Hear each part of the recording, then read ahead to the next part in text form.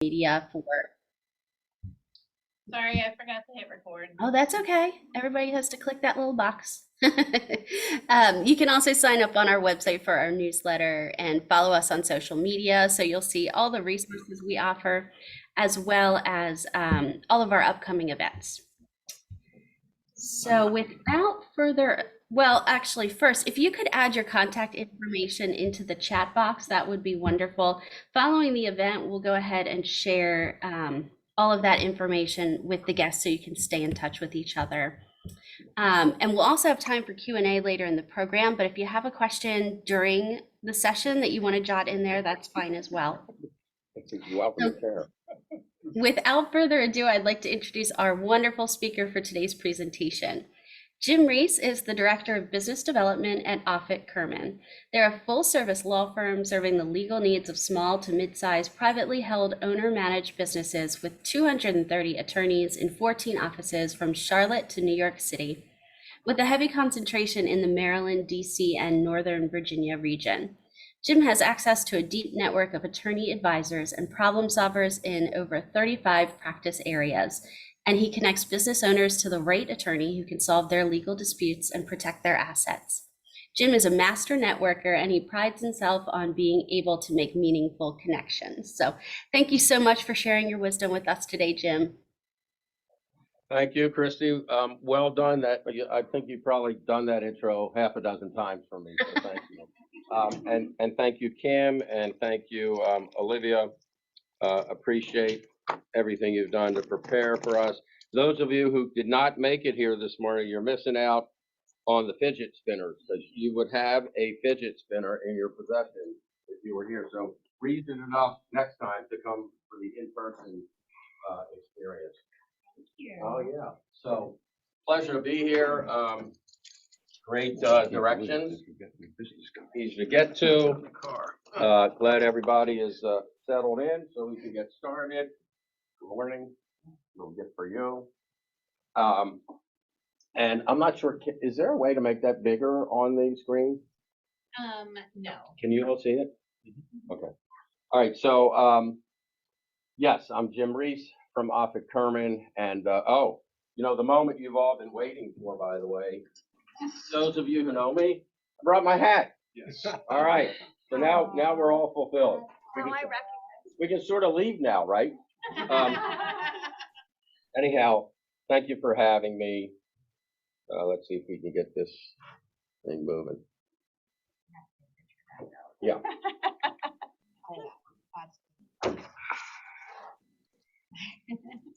Okay, well, we'll have to do it a different way, I think. There we go. So my goals for you today: have fun and not be bored.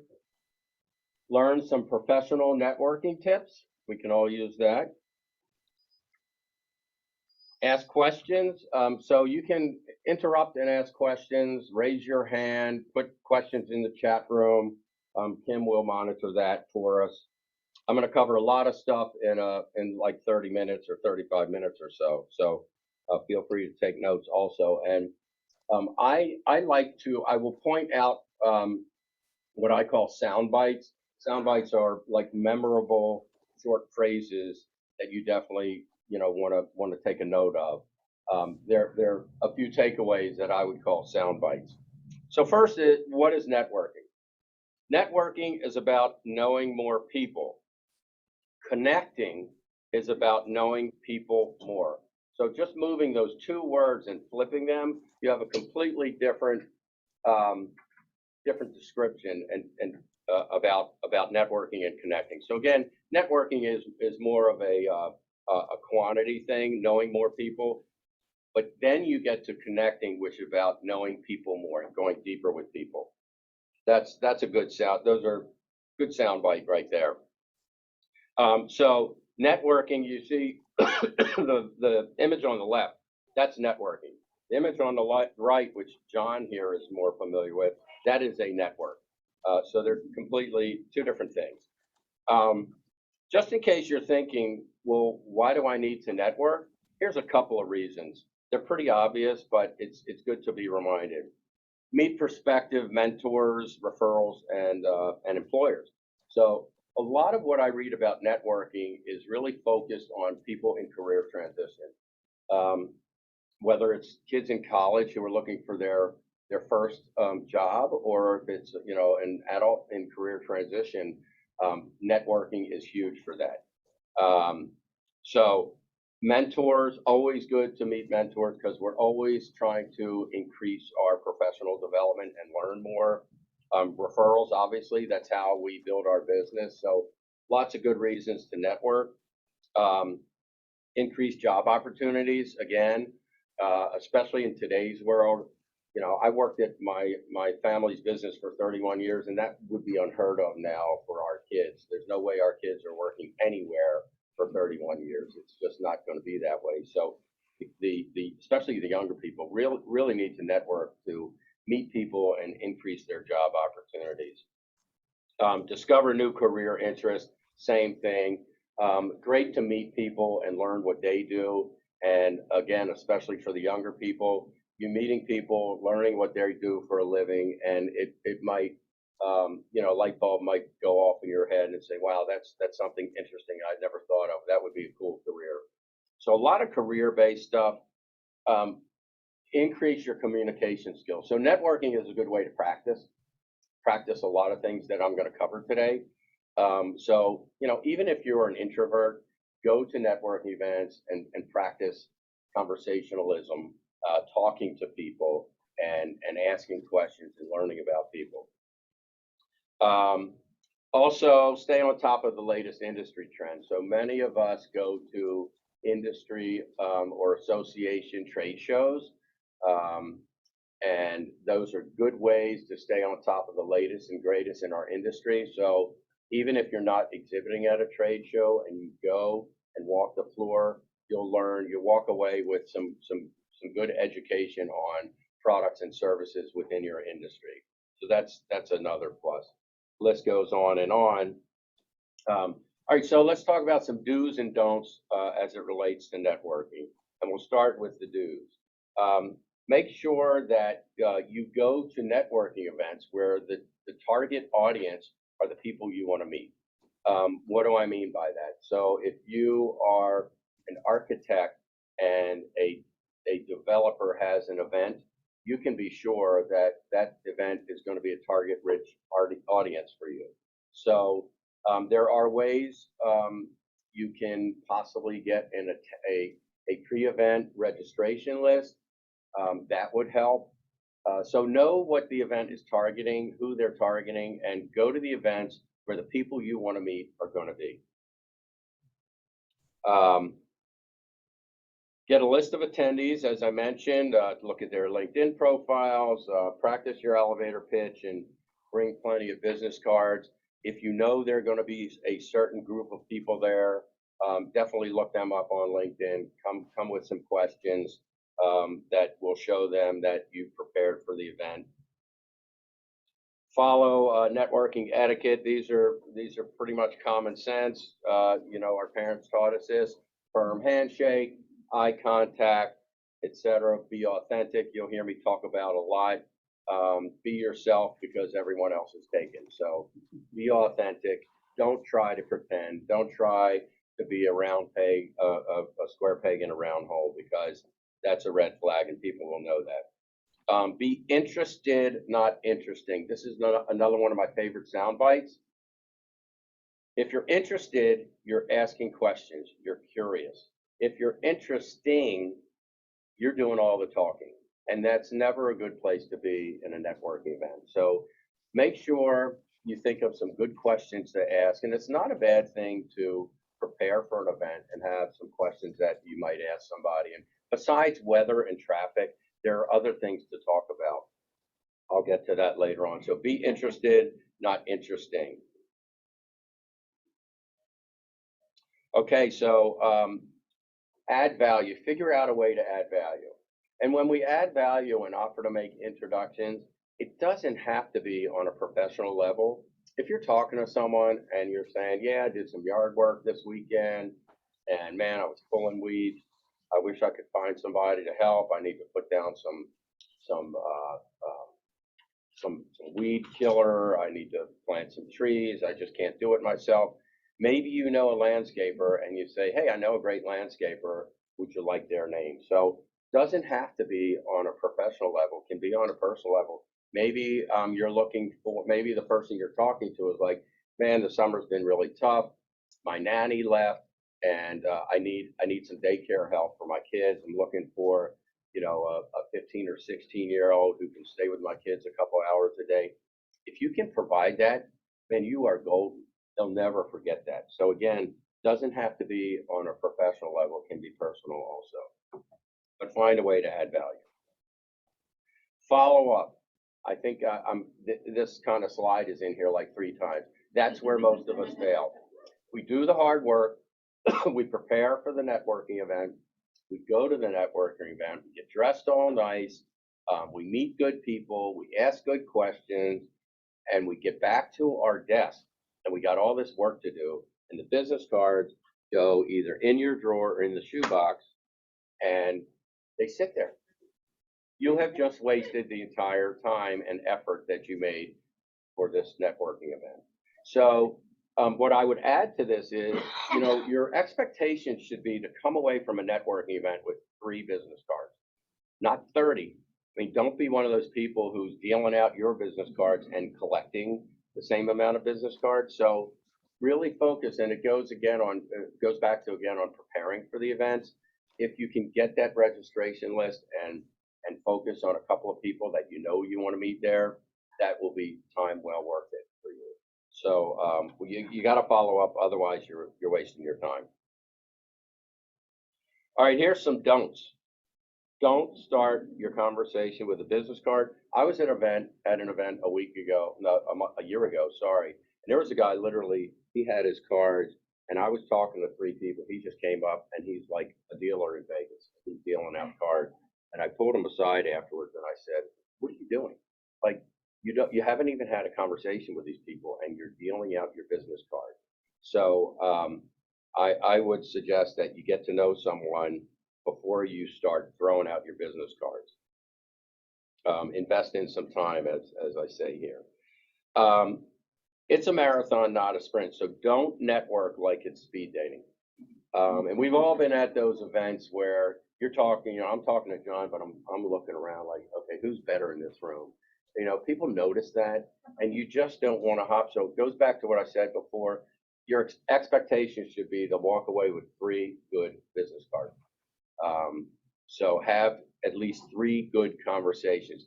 And I'll cover this later, but if you're stuck in a stale conversation, you always got the bathroom or the bar that you have to go to. So you can politely excuse yourself and get out of that conversation. If someone is holding you hostage, it's happened to all of us, and you can't get away. But another, soundbite, networking is a marathon, not a sprint. It's not speed dating. Don't be a passive listener. So the example I just gave, I'm talking to John, but I'm looking around like, who else is here, that I can talk to?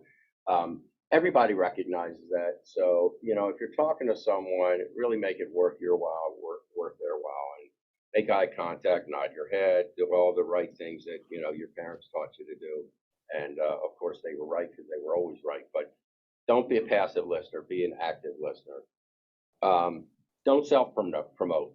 I can tell you that personally, what I usually do, whether it's virtual or in person, I never talk about what I do. I wait until they say, well, geez, Jim, I've been doing all the talking. Tell me about you. Now they've given me permission to literally like throw up all over them about me and about the company. So you can do that. I have these meetings, these 30-minute Zoom meetings, and oftentimes, because I'm asking a lot of curious questions, after 25 minutes, or sometimes after 30 minutes, and it's time to go, they'll say, God, Jim, I never got to ask you anything about, your role at Offit Kurman. Let's schedule another meeting. Well, that's not a bad thing, right?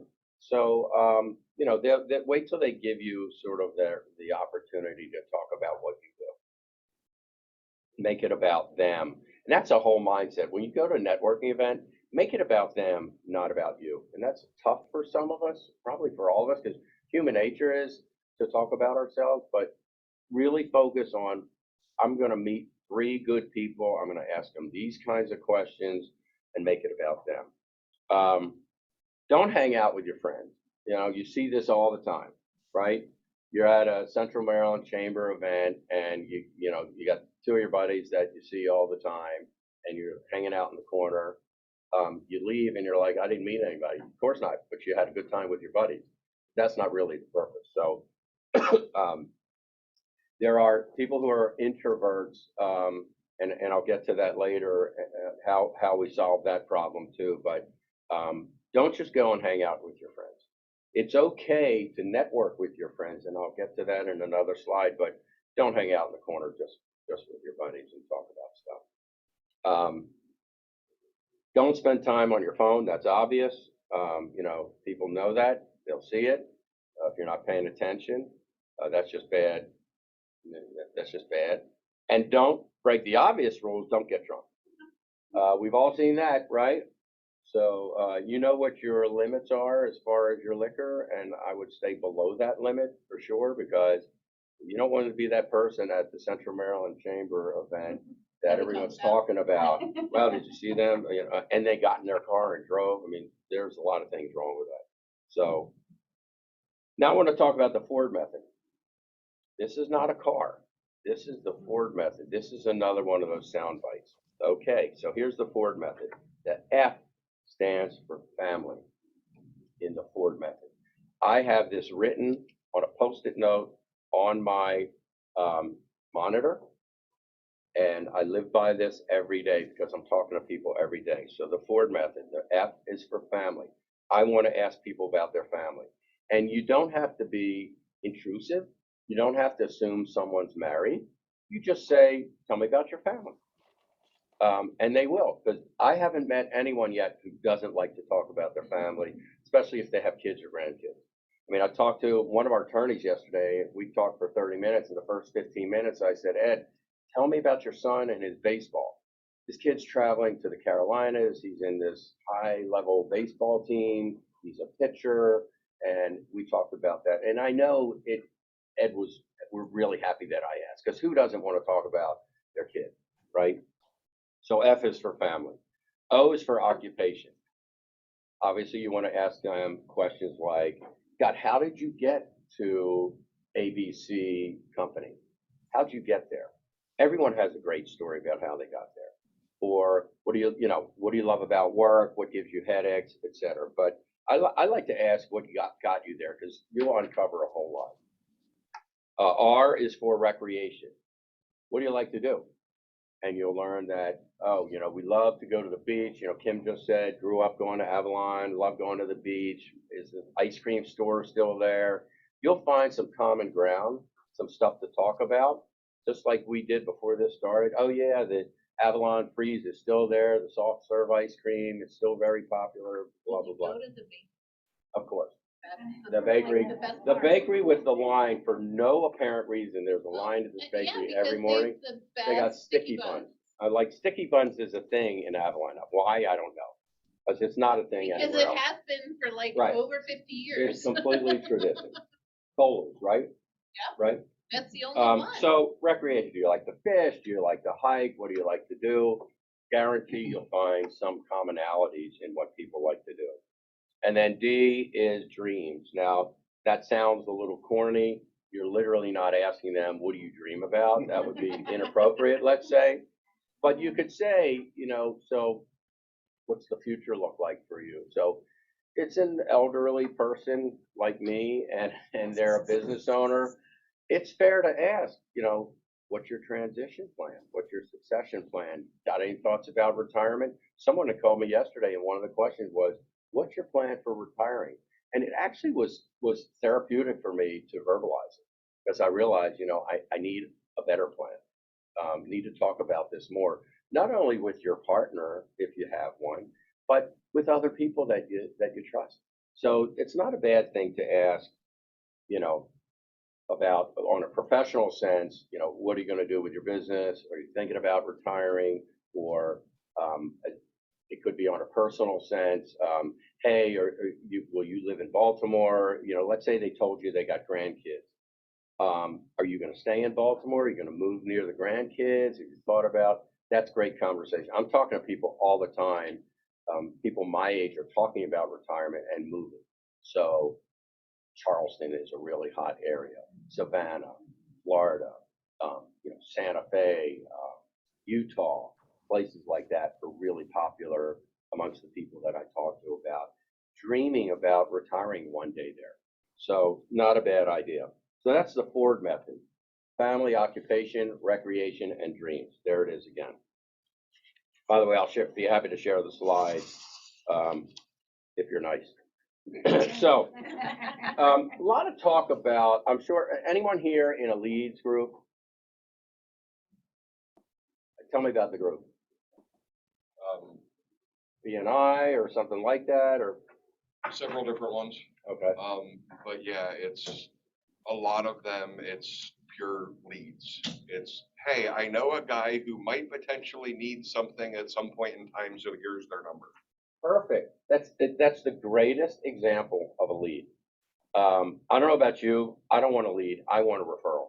So a lead is, hey, here's the name of somebody. Call them up, and they're really nice, and they may need something sometime. Like exactly what you just said, and that gets you nowhere.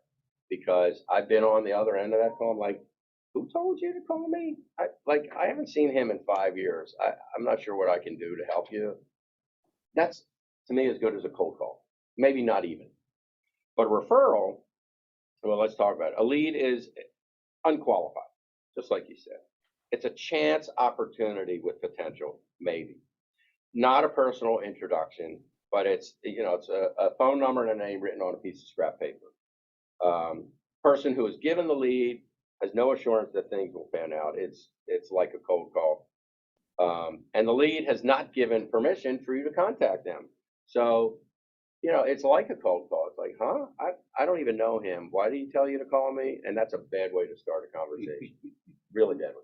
A referral is pre-qualified and it's warm. And if you do it the right way, it's really warm or red hot. So somebody directs you to someone else, and there's a specific reason why you should connect with that person and why they should connect with you. So what I do these days is if somebody asks me, say, can you introduce me to John? Then what I'm probably going to do is I'm going to email John and I'm going to say, Joe wants to meet you. He's asked me for an introduction. He's a good guy. He's a good guy to have in your network. The purpose of this email is ask you permission to introduce you to John. And then I say, if the answer is no, that's fine. No explanation necessary. That way you let them off the hook. They don't want to meet John. They just say no thanks. And I just go back to John and say, you don't want to meet you. But 95% of the time, they'll say, sure, I'll meet with John. Well, then it's done. Then I do the introduction where it's John and Joe, and I say, John is this, Joe is this, you guys should meet and explore opportunity. So that's a real fail-safe way to do it. I think it's an extra email, but the person you're asking really appreciates the fact that you're asking permission to make this introduction. Because the worst thing is you send the intro, it's like, Jim, why are you doing this? You keep introducing me to people. I don't have time to meet all these people. So ask for permission to make that introduction. 95% of the time it's yes, you got to make it. So that's how I like to do it. Again, referrals, leads, completely different. So how to give a great referral: identify the need and make the offer. Ask permission, as I just went through the story. Permission is great. Make the introduction and provide the context. So it doesn't hurt to say the reason why you're making the introduction. That can be good, because otherwise the person's like, well, I don't know why he's making this introduction. And give a little bit of history about what each person does.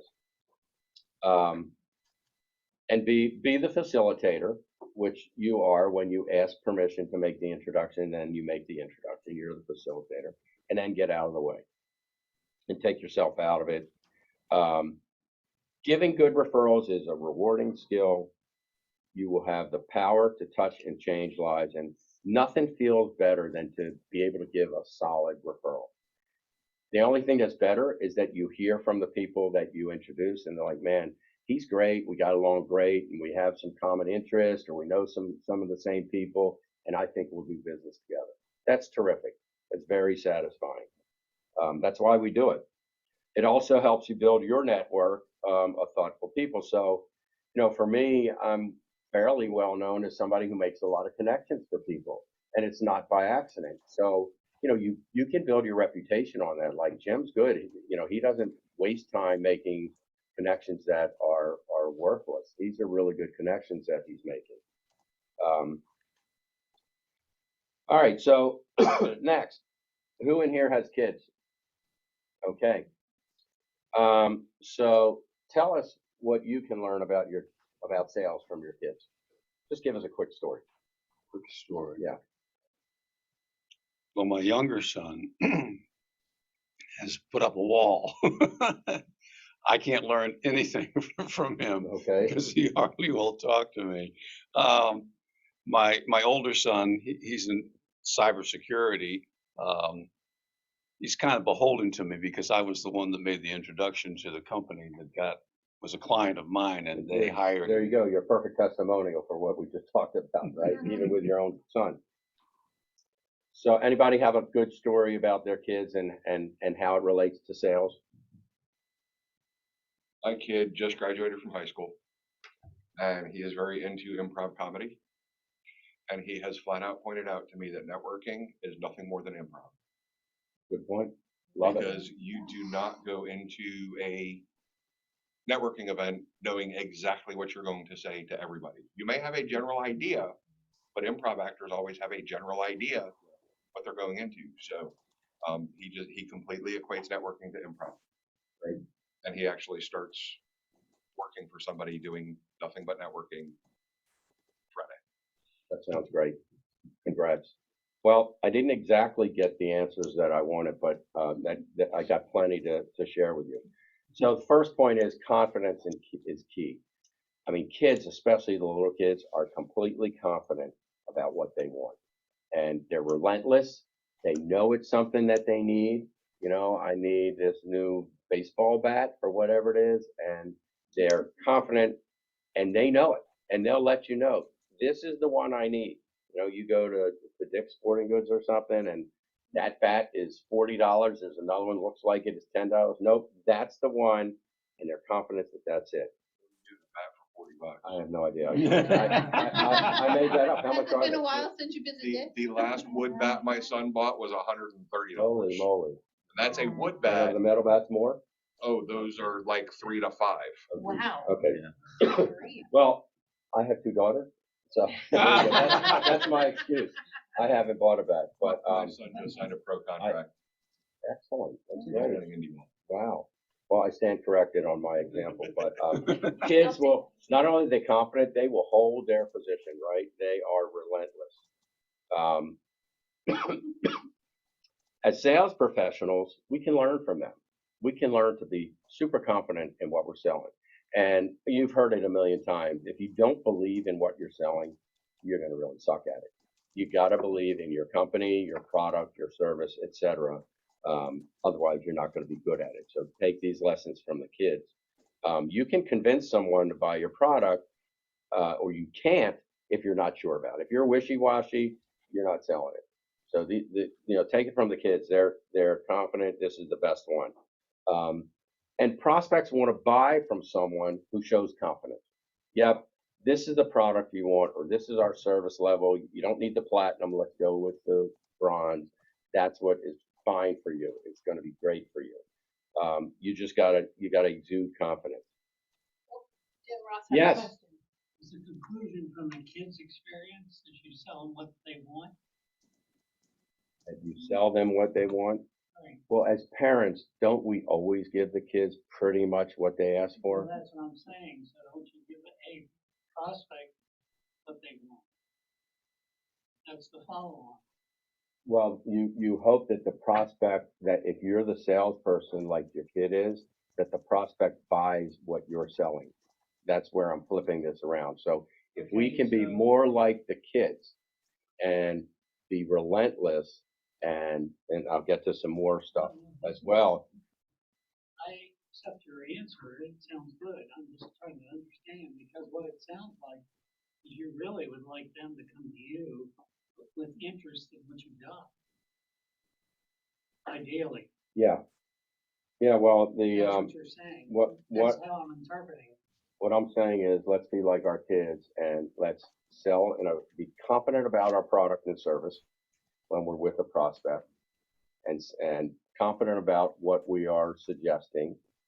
And I'll get to some more stuff, but this is, these are qualities that our kids have that we should adopt as salespeople. So when we're with a prospect, be confident in your product or service, and be relentless too, in a nice way. And kids aren't necessarily nice when they're relentless. Let me go to the next point, which is know what works. So kids use past experiences to predict future outcomes. What does that mean? Well, your child comes to you and says, it's Saturday night after dinner. Let's go out for ice cream. No, we're not going for ice cream tonight, but we went last Saturday night. Why can't we go this Saturday night? So they never forget, and I'll get to, there's another slide like this. So they use their past experiences. It could be what happened a day ago, a week ago, a year ago. Are we going to Ocean City this summer? No, we're not. Why not? We went the last 2 summers. So they're asking really good questions. And again, they're relentless there. They remembered what worked a few weeks ago to get their parents to buy them something, like a new toy. So they're going to try to use the same tactics this time. Over the years, they developed an arsenal of sales tactics that are most effective for each decision maker. Because, by the way, most kids have more than one decision maker in their lives. Most of them will have a father and a mother, or two partners, or maybe there's a grandparent or an uncle or an aunt. So you'll see that if they don't get it from the first person they ask, this is true. They go to the next person. Oftentimes it's a mom and a dad. So they test different sales tactics, and we need to do that too. So if I'm trying to sell something to the Central Maryland Chamber and I go to Christie and I hit I hit a brick wall, then I may go to somebody else. I may go to Kim or Olivia and say, hey, I just thought I'd ask you. I do it myself internally. I go to the president of the firm, and if I get the brick wall, I may go to the director of marketing with the same question. And we probably do that in our own businesses. So maybe the person you're reporting to is somewhat of a hard ass, and you're just not getting anywhere. So maybe you go to the CFO or the COO or somebody like that in the organization, and try to get a better answer from them. So kids are good at that, because they'll go from one parent to the next oftentimes. Um, and So they see no as an opportunity, kids. They're never turned off by no. Again, they're relentless. Right? I got grandkids and I say no 1,000 times. Guess what? I end up doing exactly what they wanted. And because I'm just tired of hearing. So they're tough. I'm soft, exactly right. So what happens when a parent says no to a child? They go to the next parent in charge, or the grandparent or whatever. Hey, can you buy me this toy? My kids are into these Power Ranger things or whatever. Can you buy me this? And the parents are like, no, you have enough of them. And they're smart. They'll come to me and say, hey, Pop, can you buy me one of these? And I'm soft. You're right, because they don't live in my house. But it's those. That's another tactic that as salespeople would make us better. So don't. No doesn't mean never. No might mean just not now. So take these learning opportunities from the kids. They know that no doesn't mean the end of their quest. So no doesn't mean never. It might mean not now, not from me, doesn't mean that, my wife might give in. No, it didn't work. I mean, when I was growing up, no, that was it. You didn't take it to the next level. Yeah. That's how you got in trouble. Yeah. Well, as you know, things have changed. Yes. I think we've all become soft. Yeah. Question for you. So this last statement you said about don't think of no as no forever. So that's actually something I've tried to use as part of sales phone calls Mhm. where we're at a point where we're on a call where there needs to be a decision. Are you committing to XYZ? And if someone does say no, then I try to say, is this because it's a bad time? What concerns do you have? So I wanted to ask you if you thought that's a wise move, or Sure. maybe could be put the person. I try to figure out if it's no forever, like they don't like me and my company, or the price is too high, the timing isn't right, they're thinking about it for fourth quarter. I try to frame that out better. I think that's great. If you've built rapport and a relationship and you're comfortable with them, I think it's perfectly good to ask those kinds of questions. And hopefully they feel the same about you and they're going to give you an honest answer, because we all know that maybe is bad. The maybes are bad. You'd rather have a no, never, or a yes, because maybe probably means they really just don't want to tell you the real reason. So I think it's great to have follow-up questions. I've asked people, and not often, but I've asked them in the past, it would be helpful to me if you let me know why you decided not to hire us. And last time I did that, guy said, well, the attorney seemed too young and not enough experience. And I said, well, he actually does this a lot. But look, I'm sure you're in good hands. The guy called me back 2 months later and said, the attorney I hired was awful. I want to talk to your attorney again. So no doesn't mean never. It means no, not just now. But it's good to find out information. That's great. No is an opportunity. So when it comes to selling as a professional, remember that no's not the end of the road. Just means it's an opportunity for a different sale, maybe at a different time, when it's a better fit. And again, it's good to have those conversations. Follow-up. Kids are great with follow-up, and as I mentioned before, our follow-up is not good. That's why many of us fail, is because of follow-up. Kids have a memory and they remember everything you said. So 2 weeks ago, they asked you for a toy and you said, no, not now, but maybe in a couple of weeks. And they don't have an Outlook calendar where they're putting that note there. They just have it up here.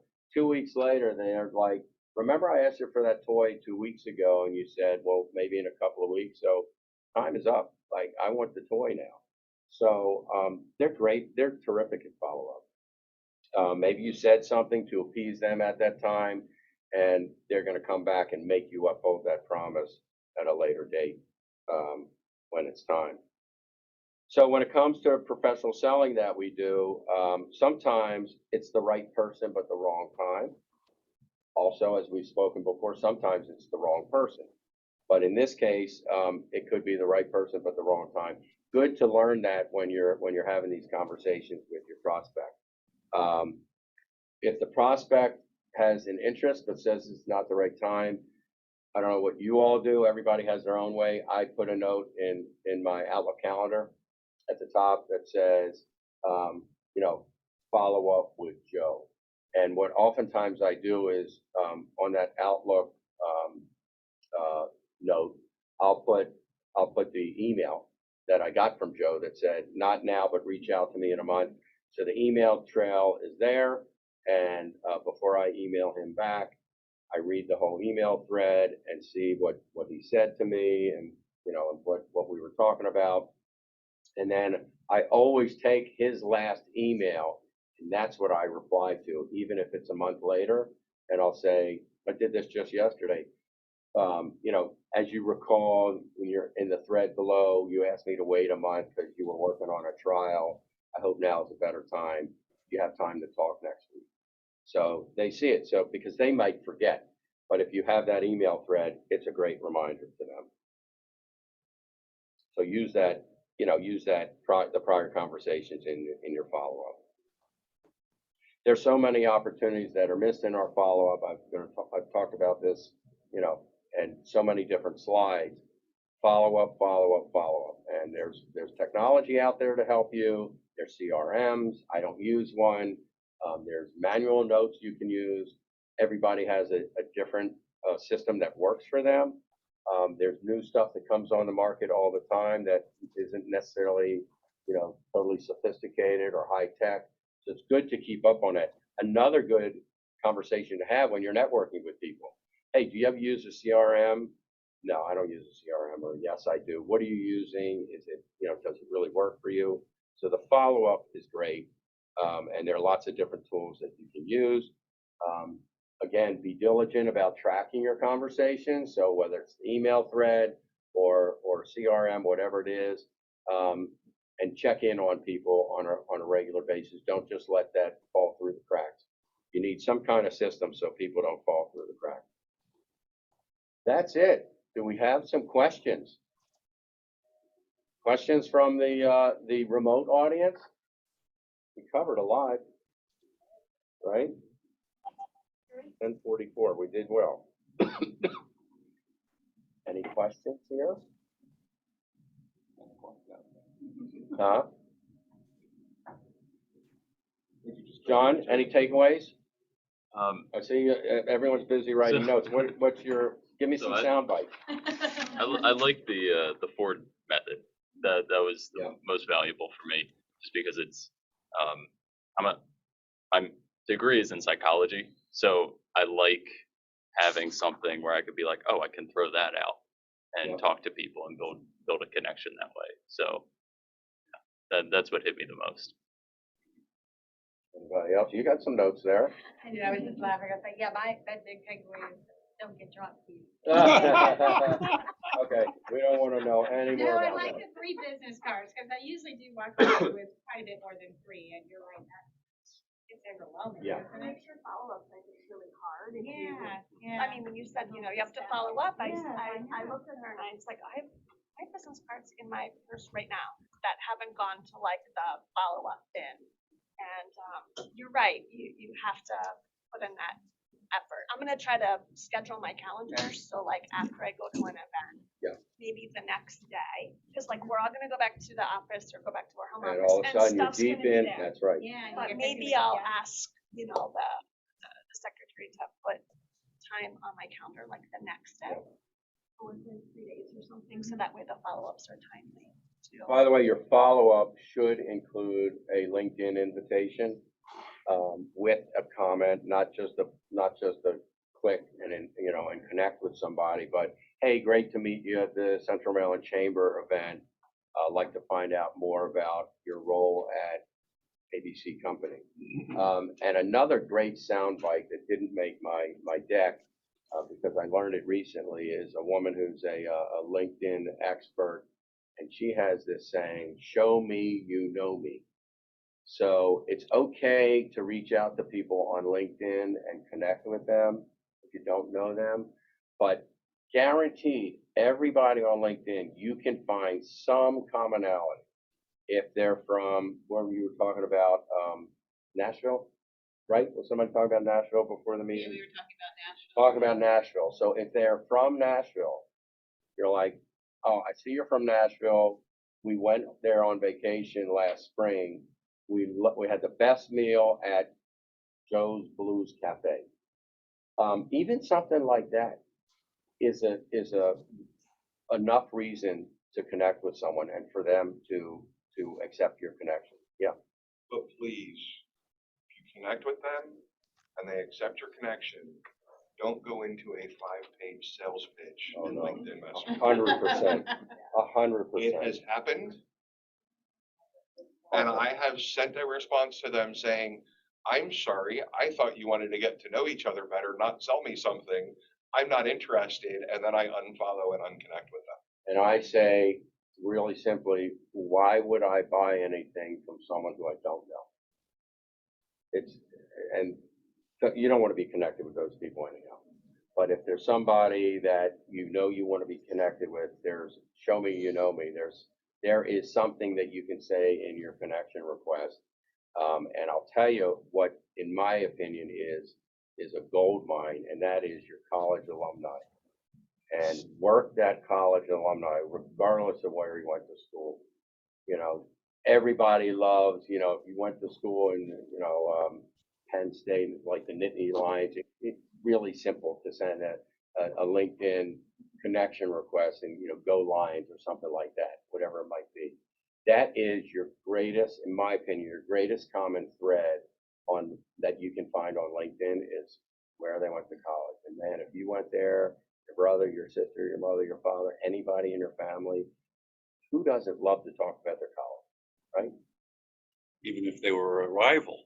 Even if they were That's rivals. probably even better. Yeah, You have like a joke thing. 100%. Like if sales guys say they are fans of the Pittsburgh Steelers, I'm like, okay, Oh, that's great I'll still talk to conversation. you even though. Yeah, right. Pittsburgh Steelers fan. Yeah. It's like, oh, I see you're a Steeler, you're from Pittsburgh. I hope you're not a Pittsburgh fan and have one of those crazy yellow cows. I mean, you should love to talk about that. And then I say, oh, I give them to my dog. Yeah, I love it. That hurts. But so, But it's true, we do. And then we take pictures and it's Yeah. fun, right? You can have fun with it. Stick it in a twist. show me you know me. Yep. Yes. I just wanted to, kind of a joke comment here, but I have a 6-year-old and the things you hit on in the sales is exactly my 6-year-old. Confident, relentless, they follow up They have fearlessly. a memory, they Their never memory, forget. they never forget. And so if anyone wants a 6-year-old on loan, Ah, couple hours, just to remind you of these sales tactics. Jake, he's cute, really well behaved. what's Yeah, it going rate? My wife and I. Oh, nipped it I'll in the pay you bud. to take him for a couple hours. My wife and I put a stop to ask mom, then ask dad, or vice versa, very early on. Good for you, Because whenever they asked one of us, the answer was, let me check with the other one. And she and I always, whenever they asked for anything, we talked and then we gave them an answer. And so there was never the mom said yes and dad said no, or vice versa, you know. Good for you, that's When great. Grandma and grandpa come in, that's Yeah. when you got the problem. We went to Tiebreaker. Maine, we went to Maine a couple years ago, and I was sitting in the car with the dogs. And my son and the rest of the family went in, he was about 16. He wanted an Old Town kayak. And he found one at the outlet, and my husband said, go ask your mom. And so he came out to the car and he said, can I buy it? And I was like, you have the money, you can buy it. And he went back in and my husband was like, what did you do? I'm like, well, you sent him out. He wanted it. He had the money. You sent him out. So here it is. Got loaded into the camper. That's Awesome. great. He So loves it. remember, like, and you know, when you leave this meeting and next time you're with your kids or grandkids, think about how they act and how it does really relate to sales, and we can learn from them. Not everything, obviously, but we can learn from them because they're so young that their mind's like a sponge, and they're really good at stuff like that. Really good at negotiating. Yeah. Really good negotiators. Yep. Anybody have questions in the Zoom? You can unmute, ask away.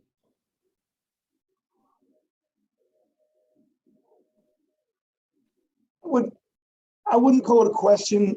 I just want to say thank you, Jim. This was really, really informative. I was thinking about earlier, I was going to type this probably about the 23-minute mark. I would like to come to these kind of things and try to get at least one takeaway. By the 23-minute mark, I probably had a page full of stuff. So thank you. You started, I stopped writing knowing I got to go back to the slides another day and rewatch this. One of your very first, you started opening, talked about, listen more than you speak. And then the Ford method became a very easy way of how to do that. So thank you.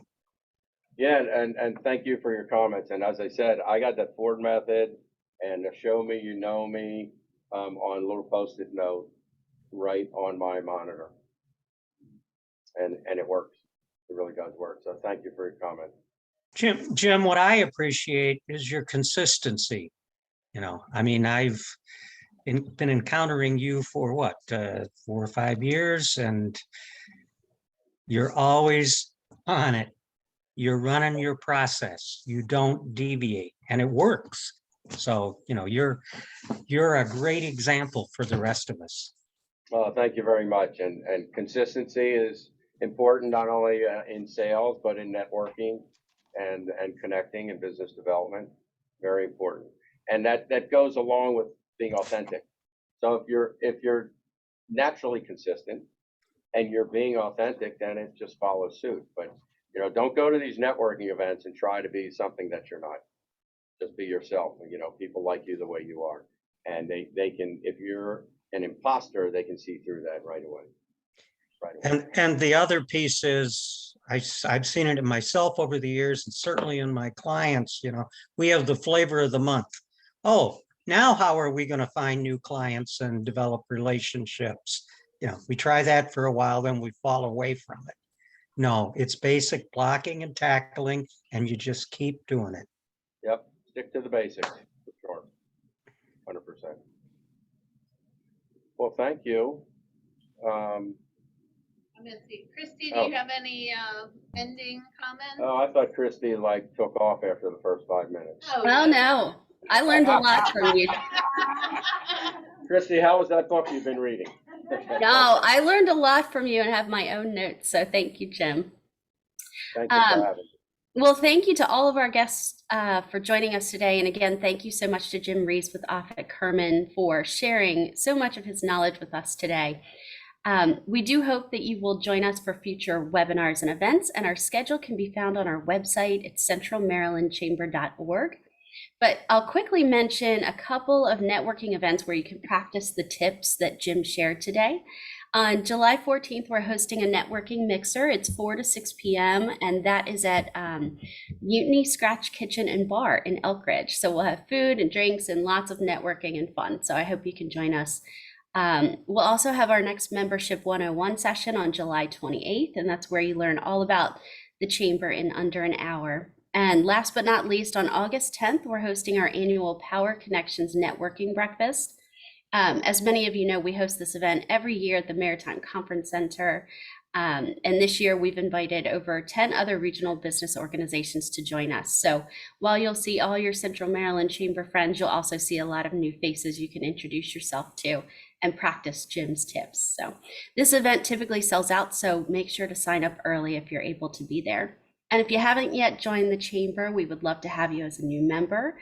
We are growing and we have plans for a great year ahead. We'd love to have you on the team. So contact one of us after the meeting and we'll follow up with you on that. Lastly, we'll follow a link.